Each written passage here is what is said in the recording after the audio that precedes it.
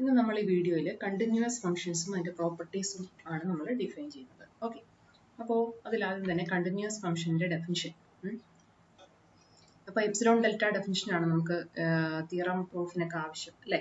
എല്ലാ പ്രോബ്ലംസും അല്ലാതെ നമുക്ക് ചെയ്യാൻ പറ്റില്ല. അപ്പോൾ അതുകൊണ്ട് അതിന്റെ ഡെഫിനിഷൻ ഓർക്കുക. ഡെഫിനിഷൻ പറയുന്നതാണ്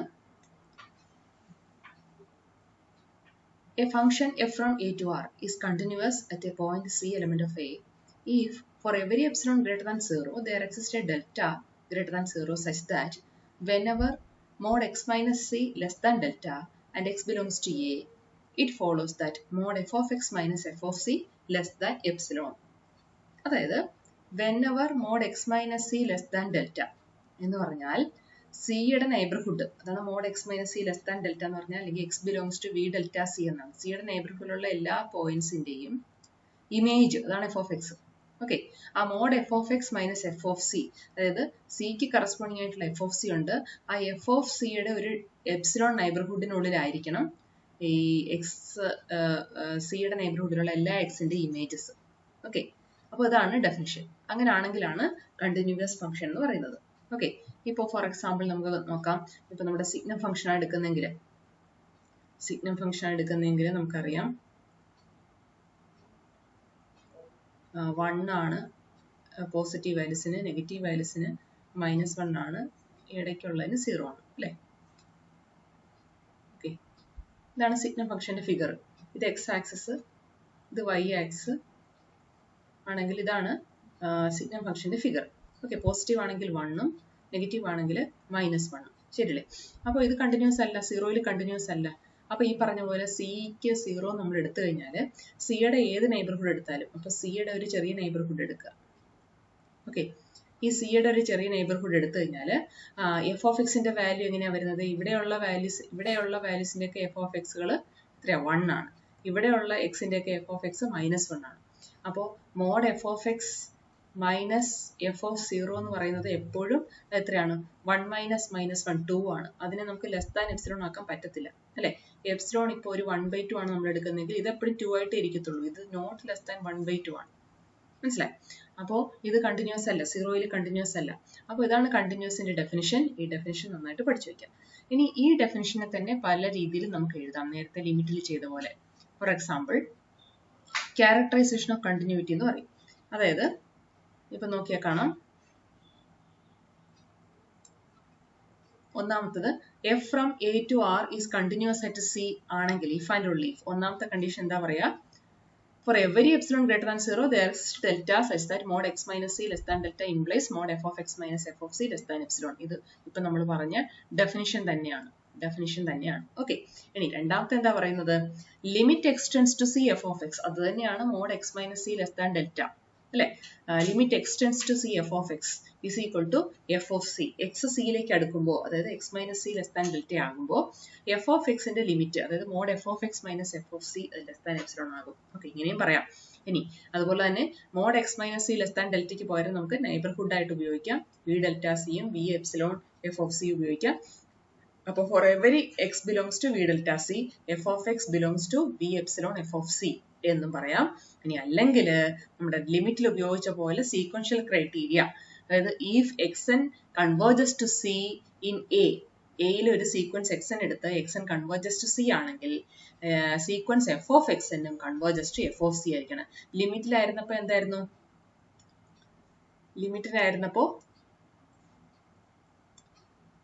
ലിമിറ്റിന്റെ കേസിലായിരുന്നപ്പോ sequence f of x n converges to l എന്നായിരുന്നു. ഇവിടെ എല്ലിന് പകരം എന്ത് വന്നു? എഫ് ഓഫ് സി തന്നെ വന്നു. ഓക്കെ, അതാണ് വ്യത്യാസം കണ്ടിന്യൂസ് ആകുമ്പോൾ. ഓക്കെ, അപ്പൊ ഈ ഫസ്റ്റ് 1 2 3 എല്ലാം ഡെഫിനിഷനിൽ നിന്ന് തന്നെ ക്ലിയർ ആണ്. നാലാമത്തത് ലിമിറ്റിൽ എങ്ങനെ നമ്മൾ പ്രൂഫ് എഴുതിയോ ആ പ്രൂഫ് തന്നെ ഇവിടെ ഉപയോഗിക്കാം. എല്ലിന് പകരം എന്ത് വേണമെന്നേ ഉള്ളൂ? എഫ് ഓഫ് സി എന്ന് തന്നെ എഴുതിയാൽ മതി എന്നേ ഉള്ളൂ. ഓക്കെ, അതാണ് അതിന്റെ പ്രൂഫ് എഴുതാൻ പറ്റുന്നത്. Then criterion of discontinuity. അപ്പോൾ ഒരു ഡിസ്കണ്ടിന്യൂസ് ഫംഗ്ഷൻ ലൊക്കേറ്റ് ചെയ്യാനായിട്ട് നമുക്ക് അതിനും ക്രൈറ്റീരിയ ഉണ്ട്. അതായത് പറയുന്നതാണ്, ഇമ്പോർട്ടന്റ് ആണ്. ഇപ്പം പറഞ്ഞത് തന്നെ അതിനെ ഒന്ന് ഒപ്പോസ് ചെയ്ത് പറയണം അല്ലെ. If f from a to r, c belongs to a, be a limit point of a, if there exists a sequence xn in a where xn converges to c, but sequence f of xn does not converges to f of c. then f is not continuous at x is equal to c എന്നാണ്. Okay, അപ്പോൾ ഇത് divergence ഡിസ്കണ്ടിന്യൂറ്റിയുടെ criteria ആയിട്ട് നമുക്ക് പറയാം.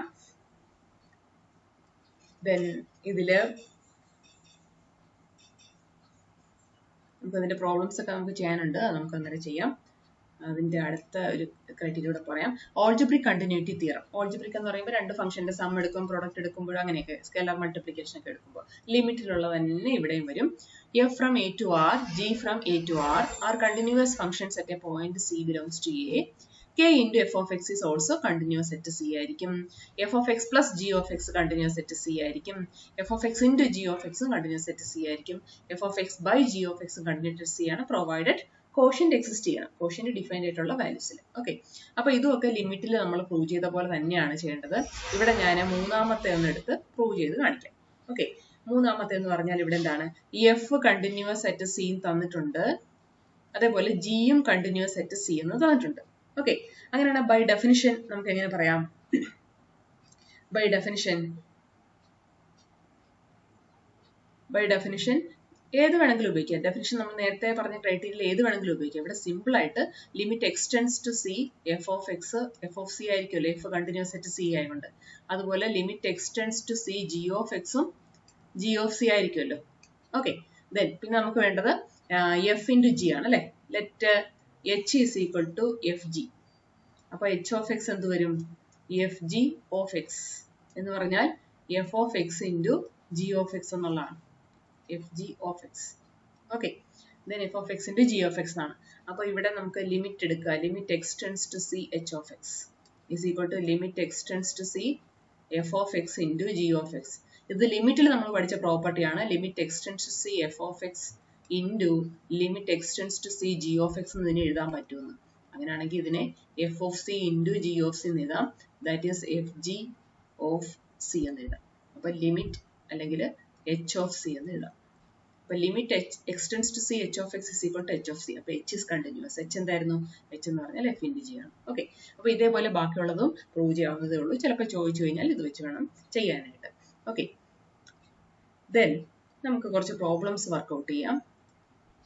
ഒന്നാമത്തെ problem, all polynomials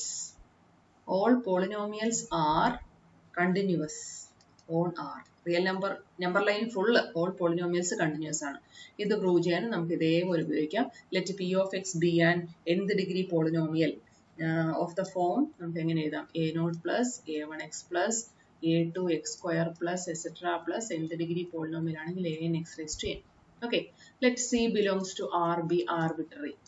ഒരു arbitrary ആയിട്ടുള്ള ഒരു റിയൽ നമ്പർ നമ്മൾ എടുത്തു. Okay, then limit x tends to c p of x നമ്മൾ എടുക്കുക. അപ്പൊ എന്ത് വരും? Limit x tends to C a0 plus a1x plus etcetera plus an x raised to n. Polynomial ആണ്, ഓരോ ടൈമിലേക്ക് ലിമിറ്റ് അപ്ലൈ ചെയ്യുക, ലിമിറ്റ് ഇവാലുവേറ്റ് ചെയ്യുക. അപ്പൊ a0 plus a1c plus etcetera plus an c raised to n എന്ന് വരും. That is equal to p of c എന്ന് വരും. അപ്പൊ limit x tends to c p of x is equal to p of c. Therefore p of x is continuous at x is equal to c. c is arbitrary, therefore polynomial function are continuous at every real numbers. Okay, അതുപോലെ തന്നെ rational function എടുത്തു കഴിഞ്ഞാൽ, rational function ആണെങ്കിൽ, rational എന്ന് വെച്ചാൽ p f of x by g of x എന്നുള്ള രൂപത്തിൽ വരുന്നതാണ്. ഇത് കോഷ്യന്റ്, അതായത് ഡിനോമിനേറ്റർ എവിടെയൊക്കെ ഡിഫൈൻഡ് ഉണ്ടോ അവിടെ എല്ലാം കണ്ടിന്യൂസ് ആയിരിക്കും. ഡിഫൈൻഡ് അല്ലാത്ത പോയിന്റ് മാത്രമേ ഡിസ്കണ്ടിന്യൂറ്റി വരുള്ളൂ. ഓക്കെ, അടുത്ത നമുക്ക് important problem G of X എന്നാണ് കൊടുത്തിരിക്കുന്നത്. ജി ഓഫ് എക്സ് എന്ന് പറഞ്ഞാൽ എക്സ് സൈൻ 1/x ആണ്, 0 ആണ്. Here x sine 1/x when x not equal to 0 and 0 when x is equal to 0. ഇതേപോലെ ഒരു ഫംഗ്ഷൻ നമ്മൾ കഴിഞ്ഞ വീഡിയോയിൽ പഠിച്ചു, അത് സൈൻ 1/x ആയിരുന്നു. ഇത് എന്താണ്? എക്സ് സൈൻ 1/x ആണ്. ഇതിന്റെയും ഫിഗർ ഒന്ന് നിങ്ങളൊന്ന് അറിഞ്ഞിരിക്കണം. അതായത് ഫിഗർ ടെക്സ്റ്റിലുണ്ട്, ഞാനത് പേസ്റ്റ് ചെയ്തില്ല. ഇതിപ്പോ ഫിഗറിനകത്ത് വരുന്നതല്ല, അതുകൊണ്ട് ഞാനിവിടെ ജസ്റ്റ് ഇങ്ങനെ ഒന്ന് വരയ്ക്കും. ഔട്ട്ലൈൻ ഇടാൻ വേണ്ടിയിട്ട് വരച്ചെന്നേ ഉള്ളൂ. ഇനി ഓറഞ്ച് കളറിലാണ് ഞാൻ കർവ് വരയ്ക്കുന്നത്. ഓക്കെ, കർവ് വരയ്ക്കുന്നത് ഓറഞ്ച് കളറിലാണ്. സോറി,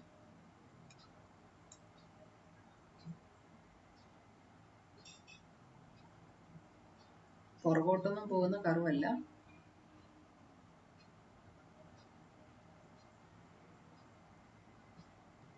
ഇതുപോലെ തന്നെ അപ്പുറത്തേക്കും കൂടെ വരയ്ക്കാം.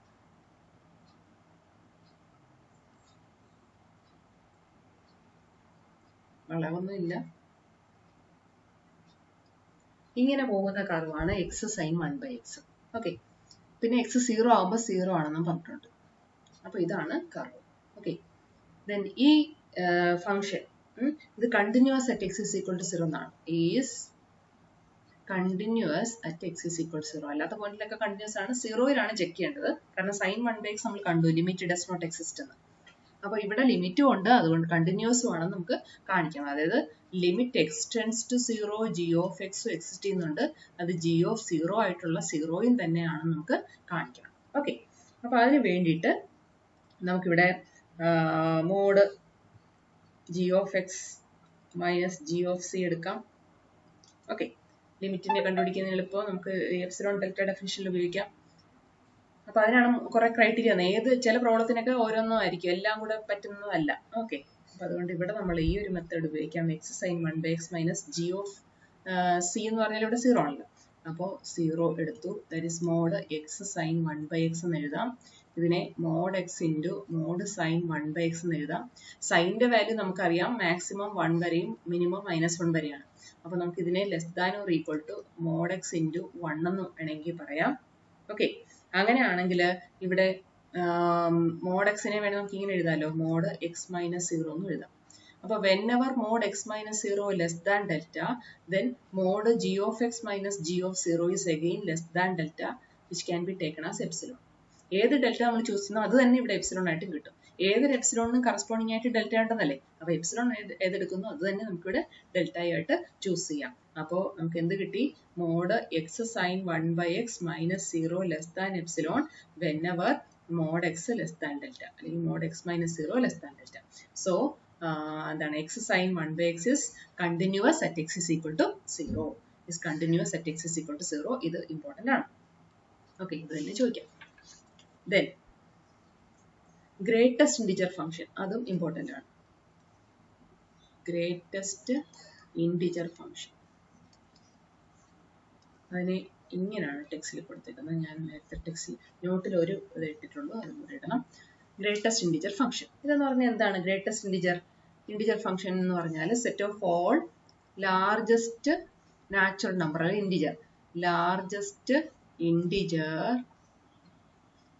n such that n less than or equal to x. xോ എക്സിന് താഴെയുള്ള ലാർജസ്റ്റ് ഇൻഡിജറിനെയാണ് നമ്മൾ ഇൻഡിജർ വാല്യൂ ഓഫ് എക്സ് ആയിട്ട് നമ്മൾ പറയുന്നത്.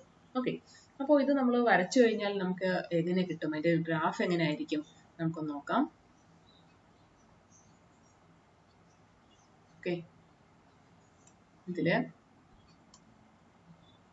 0 1 2 3 -1 1 2 3 ഇങ്ങനെ ഇരിപ്പുണ്ടത് കേട്ടെ. ഓക്കെ, അപ്പോൾ 0ക്കും 1നും അടിക്കുക. 0ക്ക് എന്താണ് ഇമേജ്? 0 അല്ലെങ്കിൽ 0ക്ക് താഴെയുള്ള ഇൻഡിജർ. അപ്പൊ 0 തന്നെ. ഓറഞ്ച് കളറിൽ നമുക്ക് കർവിനെ വരയ്ക്കാം. അപ്പൊ 0 തന്നെ.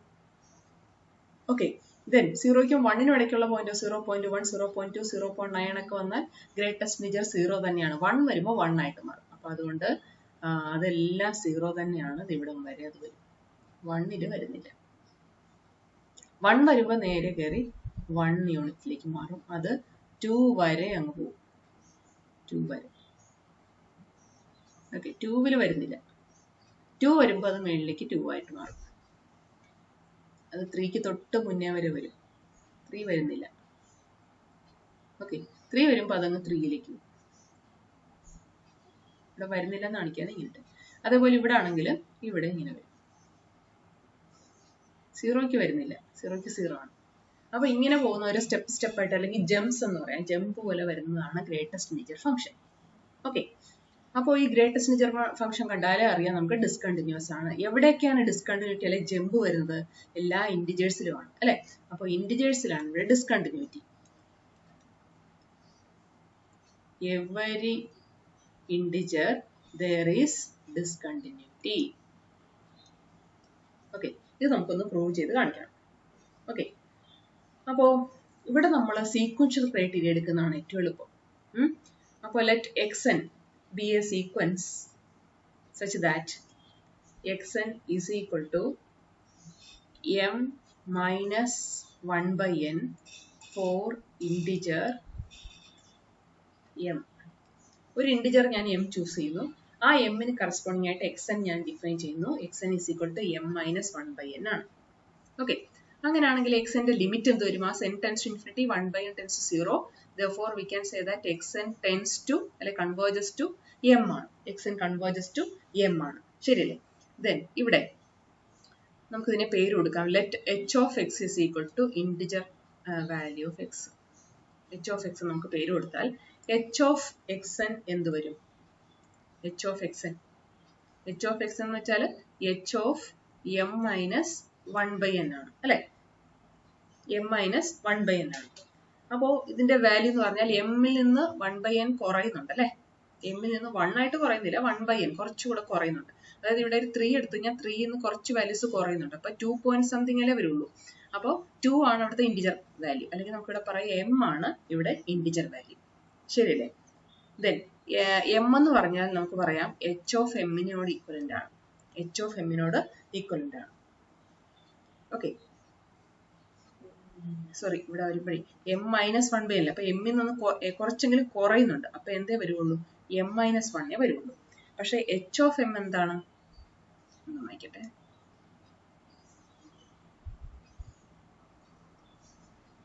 ഓക്കെ, അതായത് ഇപ്പൊ 3 ആണ് എടുക്കുന്നതെങ്കിൽ 3 മൈനസ് സംതിങ് എന്ന് പറഞ്ഞാൽ 2 പോയിന്റിലേ വരുള്ളൂ. അപ്പൊ 2 ആണ് ഇൻഡിജർ വാല്യൂ. അപ്പൊ 3 വരത്തില്ല, 3 മൈനസ് 1 വരുള്ളൂ. അപ്പൊ h of m minus 1 by എന്ന് പറഞ്ഞാൽ അത് m മൈനസ് 1 വരുള്ളൂ. അതൊരിക്കലും m നോട് ഈക്വൽ ആകത്തില്ല. h of m എന്ന് പറഞ്ഞാൽ m ആണ്. അപ്പൊ ഇപ്പൊ എന്താ പറഞ്ഞു വന്നത്? xn converges to m ആണ്, but h of xn does not converges to h of m ആണ്. മനസ്സിലായോ? അപ്പൊ എന്ത് പറയാം? h is discontinuous at m. Okay, h is discontinuous at m. h is discontinuous at m. m എന്താണ്? Arbitrary integer. അപ്പൊ എല്ലാ ഇൻഡിജേഴ്സിലും discontinuous ആണെന്ന് നമുക്ക് പറയാം. ഓക്കെ, ഇനി ഇൻഡിജർ അല്ലാത്ത പോയിന്റിലൊക്കെ കണ്ടിന്യൂസ് ആണെന്ന് കൂടെ നമുക്ക് കാണിക്കാം. ഇൻഡിജർ അല്ലാത്ത ഇപ്പൊ ഒരു പോയിന്റ് എടുത്തത്, ഇവിടെ ഒരു പോയിന്റ് എടുത്തു കഴിഞ്ഞാൽ അവിടെ കണ്ടിന്യൂസ് ആണ്. ഓക്കെ, ഇവിടുത്തെ ഏത് നൈബർ എടുത്താലും അവിടുത്തെ ഇവിടെ വാല്യൂ ഒക്കെ സെയിം ആയിട്ട് വരും. അവിടെ ഒന്നും ഡിസ്കണ്ടിന്യൂറ്റി ഇല്ല, കണ്ടിന്യൂസ് ആണ്. അത് നമ്മൾ എങ്ങനെ പ്രൂവ് ചെയ്യും? അപ്പോൾ അടുത്ത കേസ് ആയിട്ട് let c not an integer. c എന്നുള്ള ഇൻഡിജർ അല്ല. നമ്മുടെ h of x ഏതാണ്? നമ്മുടെ ഇൻഡിജർ വാല്യൂ ഓഫ് x തന്നെ. ഇതാണ് നമ്മുടെ h of x. ഓക്കെ, ഇനി c യിൽ കണ്ടിന്യൂസ് ആണെന്ന് കാണിക്കണം. To prove that h is continuous at c. c integer അല്ലാത്തൊരു പോയിന്റ് എടുത്താൽ അവിടെ കണ്ടിന്യൂസ് ആണെന്ന് പ്രൂവ് ചെയ്യണം. അതിനുവേണ്ടി നമുക്ക് നൈബർഹുഡ് ഡെഫിനിഷൻ എടുക്കാം. Let x belongs to v delta c ആയിട്ട് എടുക്കുക. ഓക്കെ, അപ്പോ ഒന്ന് ആലോചിച്ചാണ് നമ്മളിവിടെ ഇതാണ് 1, ഇതാണ് 2, ഇതാണ് 0 എങ്കിൽ നമ്മൾ എടുക്കുന്ന പോയിന്റ് അല്ലാത്ത ഒരു പോയിന്റ്, ഇൻഡിജർ അല്ലാത്ത ഒരു പോയിന്റ് ആണ് നമ്മൾ c എന്ന് എടുക്കുന്നത്. അപ്പൊ c യുടെ ഒരു നൈബർഹുഡ് നമ്മൾ വിചാരിക്കാം x belongs to v delta c. Then n less than c less than n plus 1 for some m. For some n. ശരിയല്ലേ? ഏതൊരു റിയൽ നമ്പർ ഇൻഡിജർ അല്ലാത്ത എടുത്താലും അതിനെ കവർ ചെയ്യുന്ന രണ്ട് ഇൻഡിജേഴ്സ് ഉണ്ടായിരിക്കുമല്ലോ, തൊട്ടടുത്തുള്ള രണ്ട് ഇൻഡിജേഴ്സ്. അപ്പൊ n എന്നും അതിനെ n plus 1 എന്നും വിളിക്കുക. ഇപ്പൊ 1 ഉം 2 ആണ് ഇപ്പൊ ഞാൻ വരച്ചിരിക്കുന്നതിൽ. വേറെ ഒരു 10 പോയിന്റ് സംതിങ് ആണെങ്കിൽ 10 ഉം 11 ആണ് അതിനെ കവർ ചെയ്യുന്നത്. ഓക്കെ, അപ്പൊ there exist n such that n less than c less than n plus 1 for some n belongs to z. ഇത് പോസിബിൾ ആണ്. Then അങ്ങനെയാണെങ്കിൽ let delta is equal to minimum of c minus n അല്ലെങ്കിൽ n plus 1 minus c. ഇതിൽ ഏതാണോ minimum അതെടുക്കുക എന്ന് വെച്ചാൽ ഇത്രേ ഉള്ളൂ. ഇപ്പോ നമ്മൾ ഇവിടെ എടുത്തിരിക്കുന്നത് ഇതാണ് n, ഇതാണ് n plus 1, c യെ കവർ ചെയ്യുന്നിരിക്കട്ടെ. അപ്പോ ഈ c യുമായിട്ട് ഉള്ള ഈ ഡിഫറൻസ് c minus n എടുക്കുക, പിന്നെ ഏതാണ് n plus 1 minus c എടുക്കുക. ഇതിൽ ഏതാണോ കുറവ് അതെടുക്കുക. ആ നൈബർഹുഡ് വേണം ചൂസ് ചെയ്യാനായിട്ട്. അപ്പൊ ആ നൈബർഹുഡിനകത്തുള്ള h of x കണ്ടുപിടിച്ചാൽ മതി. Okay, so choose delta and then h of x is equal to h of c തന്നെ ആയിരിക്കുമല്ലോ അല്ലെ? n plus 1 താഴെയുള്ളതെന്ന് പറയുമ്പോൾ c n n plus 1 ഇടയ്ക്കാണ് അല്ലെ? അപ്പൊ n ആയിരിക്കും അവിടുത്തെ വാല്യൂസ് എല്ലാം. Okay, so h of x is equal to h of c for all x belongs to v delta c. അതായത് n-നും n+1-നും ഇടയ്ക്കുള്ള എല്ലാ വാല്യൂസിന്റെയും ഇമേജ് എന്ന് പറഞ്ഞാൽ n തന്നെയായിരിക്കും. സിയുടെയും n തന്നെയാണ്, അതിനിടയ്ക്കുള്ള എല്ലാത്തിന്റെയും n തന്നെയാണ്. അതായത് h of x is equal to h of c ആണ്. Okay, therefore h of x belongs to എന്ത് പറയാം, h of x belongs to v epsilon of h of c. അതിന്റെ നെയ്ബർഹുഡിലാണെന്ന് പറയാം. Okay, therefore h is continuous at every non-integer values. Non-integer values. Okay, അതൊരു important question ആണ്. അതേപോലെ വേറൊരു problem ആണ് f of x is equal to root x. Okay, root x defined on a.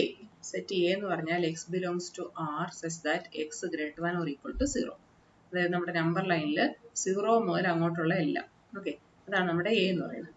അവിടെയാണ് f of x is equal to root x define ചെയ്തിരിക്കുന്നത്. അത് continuous ആണെന്ന് കാണിക്കാം. ഓക്കെ, കണ്ടിന്യൂസ് ആണെന്ന് കാണിക്കാം. അപ്പൊ നമുക്ക് ഇവിടെ mode f of x minus f of c എടുത്ത് നോക്കാം. ഓക്കെ, വേർ c എന്ന് പറയുന്നത് ഗ്രേറ്റർ ദാൻ 0. ഇവിടെ ഒരു ആർബിട്രറി ഒരു c നമ്മൾ എടുക്കുക. Okay, then mod f of x minus f of c എടുക്കുക. that is mod root x minus root c എന്ന് വരും. ഓക്കെ, ഇതിനെ അറേഞ്ച് ചെയ്യാനായിട്ട് root x minus root c യെ root x plus root c വെച്ച്, അതൊരു പോസിറ്റീവ് നമ്പർ ആയിരിക്കും, അത് വെച്ച് ഇൻഡ് ചെയ്യുന്നതിൽ തെറ്റില്ല, വ്യത്യാസം വരായിരിക്കും. താഴെയും ഇൻഡ് ചെയ്യുക. അപ്പോൾ ന്യൂമറേറ്റർ എന്തായി മാറും, x minus c എന്നാകും. താഴെ root x plus root c എന്നായിട്ട് മാറും. ഓക്കെ, അപ്പോൾ ഇവിടെ നമുക്ക് വേണമെങ്കിൽ പറയാം ഇത് less than or equal to, x positive ആണല്ലോ, അപ്പൊ റൂട്ട് എക്സും പോസിറ്റീവ് ആണ്. അപ്പൊ ഡിനോമിനേറ്ററിനെ ഒന്ന് കുറയ്ക്കുമ്പോൾ ഫ്രാക്ഷൻ കൂടുമല്ലോ. സോ അങ്ങനെയാണെങ്കിൽ നമുക്ക് ഇങ്ങനെ എഴുതാം, mod x minus c by root c. ഇത് വലുതായിരിക്കുള്ളൂ, കാരണം root x plus root c ആണ് വലുത്. ഓക്കെ, റൂട്ട് സി അപ്പൊ കുറഞ്ഞു, ഡിനോമിനേറ്റർ കുറയുമ്പോൾ ഫ്രാക്ഷൻ കൂടും. ഓക്കെ, സോ ഇങ്ങനെ നമുക്ക് പറയാം. So if we choose delta is equal to root c epsilon നമ്മൾ ചൂസ് ചെയ്താൽ mod root x minus root c ഇപ്പൊ എങ്ങനെയായി, less than or equal to mod x minus c by root c എന്നാണ് വന്നത്. That is less than root c epsilon by root c, that is equal to epsilon എന്നായിട്ട് മാറും. Okay, so mod x minus c less than delta, delta is equal to root c epsilon choose ചെയ്താൽ mod root x minus root c less than epsilon ആകും. So we can say that root x is continuous at any value in the domain. Okay, ഇതിന്റെ graph നമുക്കറിയാലോ, root x y is equal to root x എന്ന് വെച്ചാൽ y square is equal to x എന്നുള്ള പരാബോളയുടെ positive പാർട്ടാണ്, ഇങ്ങനെ പോകുന്നു. Okay, ഇതാണ് കണ്ടിന്യൂസ് ആണെന്ന് നമുക്കറിയാം. ദെൻ അതേപോലെ ഒരു കാര്യം കൂടെ, കോമ്പോസിഷൻ ഓഫ് കണ്ടിന്യൂസ് ഫംഗ്ഷൻസ് കൂടെ ഉണ്ട്. കോമ്പോസിഷൻ ഓഫ് കണ്ടിന്യൂസ് ഫംഗ്ഷൻ അത് ഇമ്പോർട്ടൻ്റ് ആണ്. കോമ്പോസിഷൻ ഓഫ് കണ്ടിന്യൂസ് ഫംഗ്ഷൻ, അതായത് തിയറി ഇതാണ് പറയുന്നത്, ഡൊമൈൻ ഒരു എ എന്ന് പറയുന്ന ഒരു ഡൊമൈനിൽ നിന്ന് ആറിലേക്ക് നമ്മളൊരു ഫംഗ്ഷൻ നമ്മൾ ഡിഫൈൻ ചെയ്യുന്നു. അത് കണ്ടിന്യൂസ് ആണ് അറ്റ് എ പോയിന്റ്. ദെൻ ഇതിന്റെ റേഞ്ചിൽ നിന്ന് വേറൊരു ഫംഗ്ഷൻ നമ്മൾ ജി ഡിഫൈൻ ചെയ്യുന്നു, അതും കണ്ടിന്യൂസ് ആണ് അറ്റ് എ പോയിന്റ്. അങ്ങനെയാണെങ്കിൽ ഇവിടെ നിന്ന് ഇങ്ങോട്ടുള്ള ഫംഗ്ഷൻ ജി സർക്കിൾ എഫ് എന്ന് പറയും. G circle F of x എന്ന് പറഞ്ഞാൽ എന്താണ്, G of f of x. F of X ആദ്യം എടുക്കുക, എന്നിട്ട് ജി അതിൽ അപ്ലൈ ചെയ്യാം. ഓക്കെ, ഇതും കണ്ടിന്യൂസ് ആണെന്നുള്ളതാണ്. അപ്പൊ ഇവിടെ തിയറി ഇതാണ് സ്റ്റേറ്റ് ചെയ്യുന്നത്, if F is continuous at A point C on A and G is continuous at F of C on B, ഇത് ബി ആയിട്ടാണ്, ഇതാണ്. Then G circle F is continuous at C എന്നാണ് കാണിക്കേണ്ടത്. Okay, അപ്പൊ അതിനു വേണ്ടി നമ്മൾ നൈബർഹുഡിന്റെ ഡെഫിനിഷൻ എടുത്ത് പല രീതിയിൽ പ്രൂവ് ചെയ്യാം. നമ്മൾ ഇവിടെ നൈബർഹുഡിന്റെ ഡെഫിനിഷൻ എടുത്താണ് പ്രൂവ് ചെയ്യുന്നത്. അതിനു വേണ്ടി നമ്മൾ ഇപ്പോൾ ഒരു ജനറൽ ആയിട്ടുള്ള ഒരു വാല്യൂവിനെ നമുക്ക് എക്സ് എന്ന് വേണമെങ്കിൽ വിളിക്കാം. ഇവിടെ അത് വരുമ്പോഴത്തേക്കും എഫ് ഓഫ് എക്സ് ആണല്ലോ അതാകുന്നത്, അതിനെ നമ്മൾ വൈ എന്ന് വേണമെങ്കിൽ വിളിക്കാം. ഇനി എഫ് ഓഫ് സി എ വേണമെങ്കിൽ ഒറ്റ നമ്പറായിട്ട് ബി എന്ന് വേണമെങ്കിൽ വിളിക്കാം. പിന്നെ ഇതിലെടുക്കുന്ന നൈബർഹുഡ് എന്ന് പറഞ്ഞാൽ ഇവിടെ വി ഡെൽറ്റ സി എന്ന് നമ്മൾ എടുത്തു കഴിഞ്ഞാൽ ഇവിടെ നമ്മൾ v epsilon of f of c, ഇവിടെ വേണമെങ്കിൽ നമുക്ക് v gamma of g of b, ഇങ്ങനെയും എടുക്കാം. ഓക്കെ, ഇനി ഇത് വെച്ചാണ് പ്രൂവ് ചെയ്യുന്നത്. അപ്പൊ നമുക്ക് തന്നിട്ടുള്ള കേസ് എന്തൊക്കെയാണ് അത് ഓരോന്നോരോന്ന് എഴുതി വരുമ്പോഴത്തേക്കും കിട്ടും. F is continuous at C എന്ന് പറഞ്ഞാൽ എന്താണ്, whenever x belongs to v delta c, then f of x belongs to v epsilon of f of c, അല്ലെങ്കിൽ v epsilon of B എന്ന് പറയാം. Then തന്നിട്ടുണ്ട് G is continuous at f of c is equal to B എന്ന്. Okay. Then whenever f of x belongs to അല്ലെങ്കിൽ y is equal to f of x belongs to v epsilon of b, then g of y അല്ലെങ്കിൽ g of f of x belongs to v gamma of g of b. Okay. Then ഇതെടുക്കാം. ഇത് നോക്കി ഇവിടെ വന്നിരിക്കുന്ന f of x അല്ലെങ്കിൽ y belongs to ഇതൊന്നും വന്നില്ലേ? അത് തന്നെയല്ലേ ഇവിടെ വന്നിരിക്കുന്നത്. സോ അങ്ങനെയാണെങ്കിൽ ഇവിടെ നമുക്ക് ഇങ്ങോട്ട് കണക്ട് ചെയ്യാം. That is whenever x belongs to v delta c, then g of y അല്ലെങ്കിൽ g of f of x അല്ലെങ്കിൽ g circle f of x belongs to v gamma g circle f of c. അതാണ് g of b എന്ന് പറയുന്നത്. Okay. So എന്ത് പറയാം? g circle f is continuous at c. ഇതാണ് അതിന്റെ proof. Okay. നോട്ടിൽ കൊടുത്തിട്ടുണ്ട്. അതിന്റെ രണ്ട് പ്രോബ്ലം കൂടെ സിമ്പിൾ പ്രോബ്ലം കൂടെ കൊടുത്തിട്ടുണ്ട്. Okay.